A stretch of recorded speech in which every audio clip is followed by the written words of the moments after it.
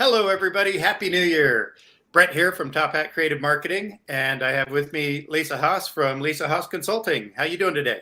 I am fantastic, Brett. Thank you so much for inviting me back for another great year of conversation. Absolutely. So today we got a cool one. We're talking about AI in marketing. And once again, I have reached the limits of my knowledge. Well, in your defense, Brett, we all have reached our limits of knowledge in regards to AI at the moment. It is quickly emerging as a disruptive new technology that might just change the game. Boy, you're not kidding. That's just scary, but we'll leave that part alone. So what is AI in marketing? Yeah, that's a great question. The reason I wanted to bring it up is it seems to be a trending topic right now with the advent of Chat GPT sort of hitting the news trends.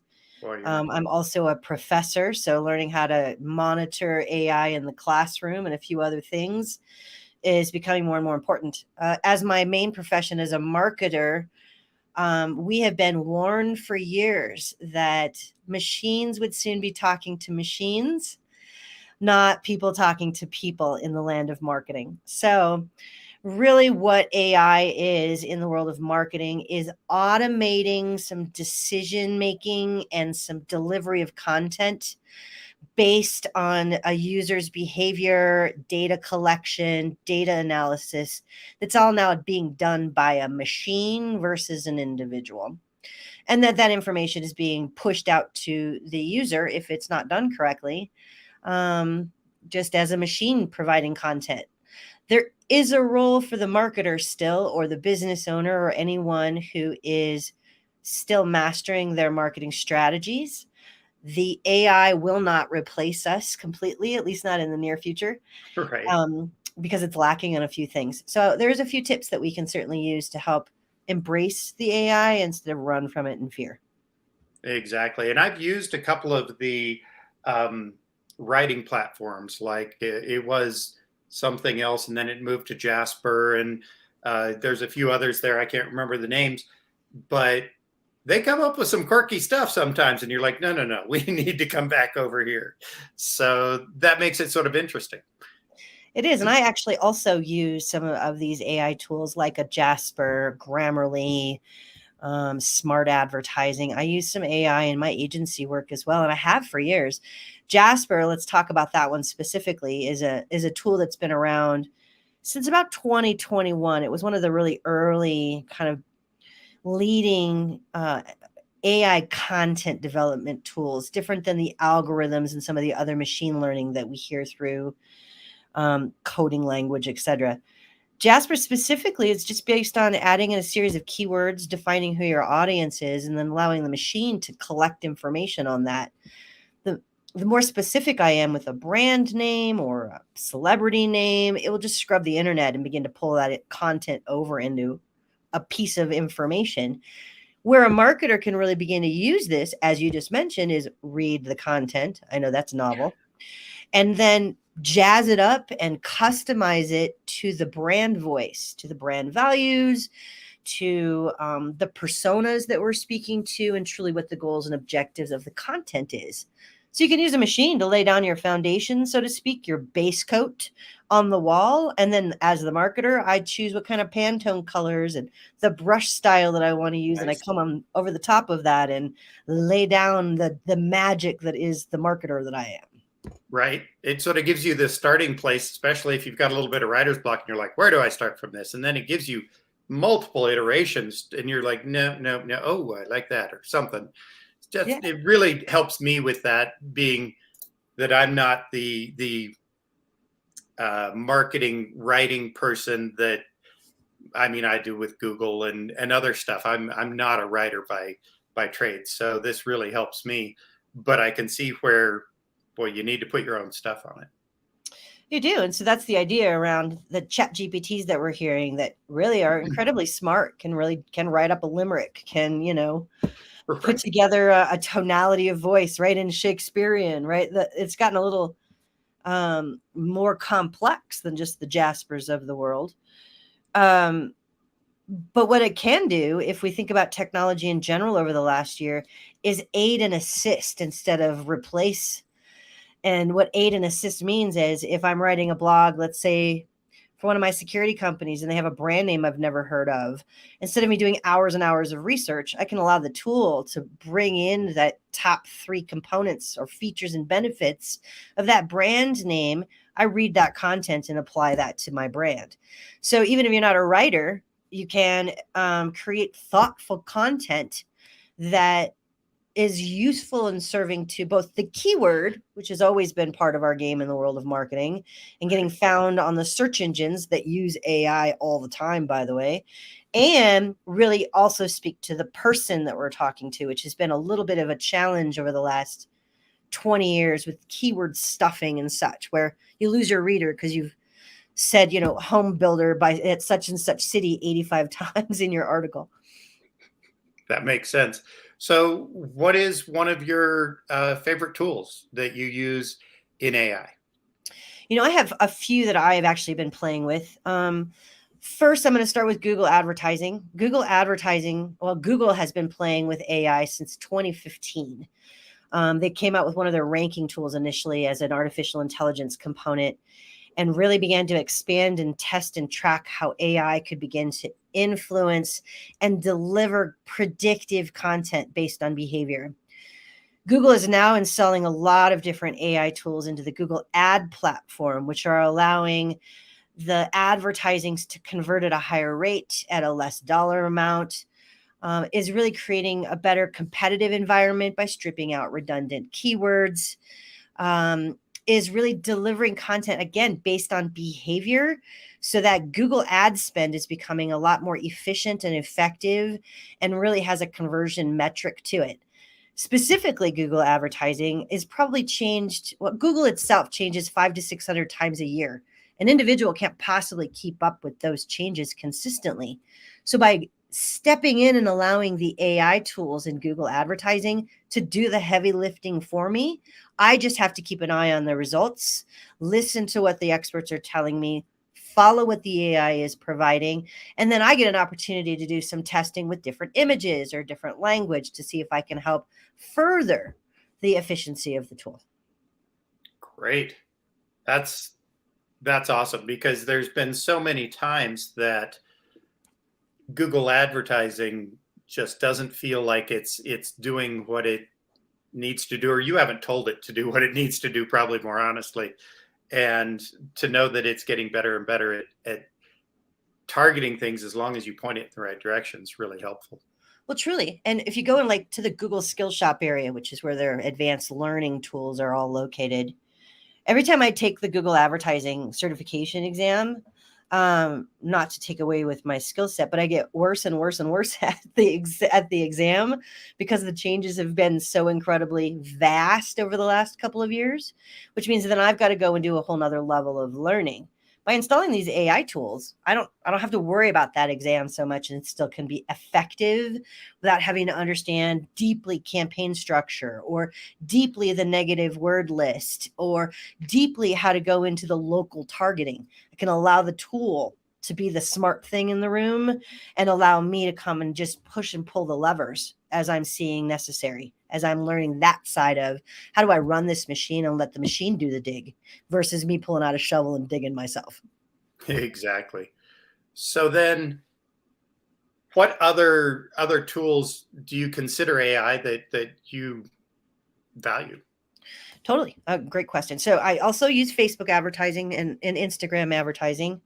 They also have a smart component that they've been installing lately that is your ad, once you put it up and target it, will become smarter over time. So it starts to measure the behavior, the data of the people who are interacting with that advertisement, and begins to deliver with that lookalike audience we've heard so much about in the social media space.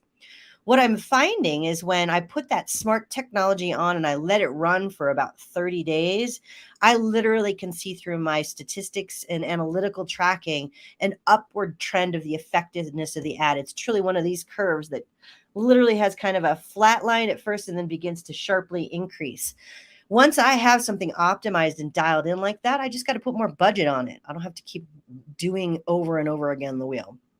So you almost want to let it learn for a little bit without as much budget so that you can really benefit from your spend once it gets better. You want to do that anyway. This is a good course anyway. Whenever I speak to my Google advertisers or my Facebook advertisers, those people who are, the people inside of those organizations, they tell me at a minimum 14-day window to allow your advertising to get smart at this stage of the game, learn what it's trying to do, learn its goal and objective, let it ultimately tie into the matrix, so to speak. And then at that 15-day measurement, you can stop and look and begin to do some optimization.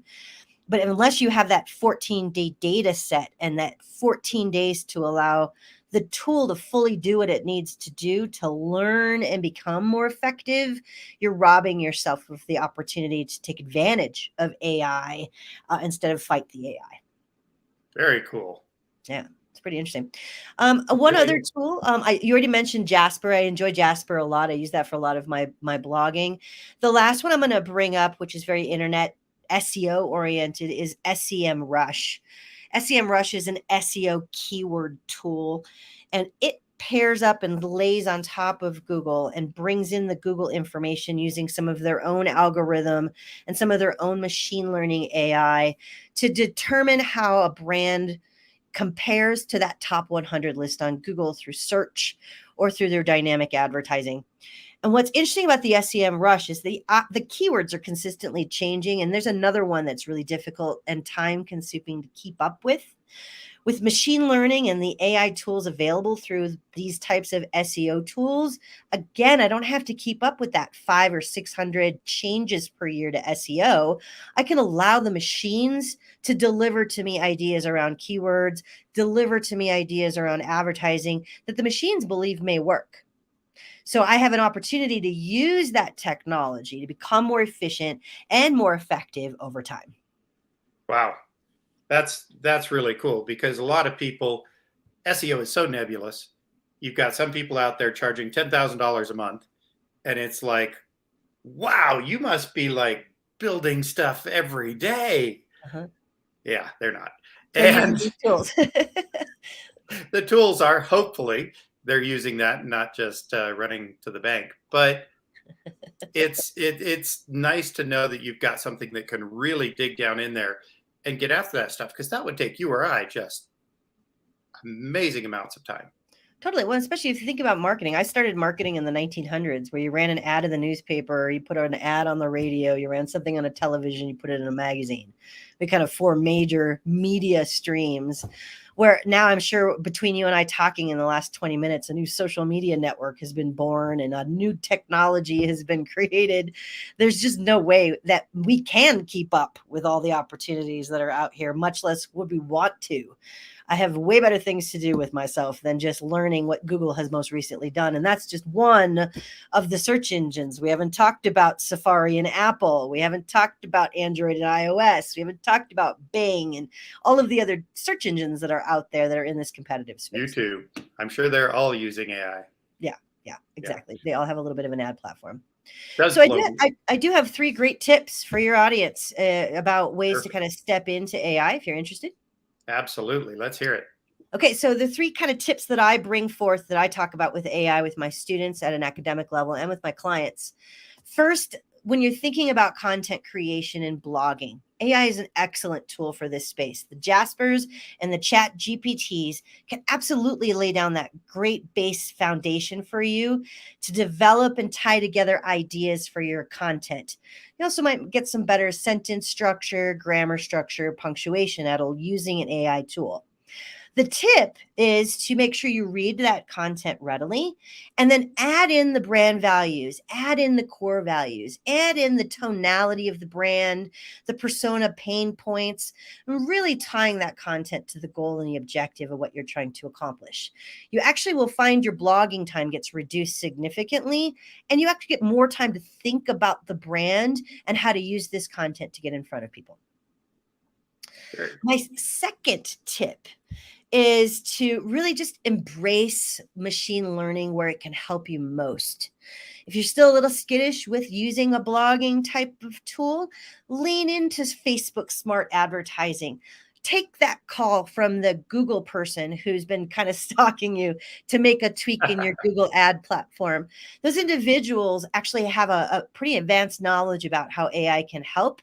And we have a chance right now to, as early adopters, to step into some of those AI tools and find new opportunities that maybe weren't in front of us before due to a competitive landscape, a noisy environment, or just a lack of being able to be found. So I think lean into the machines and you'll find that they have some value for you.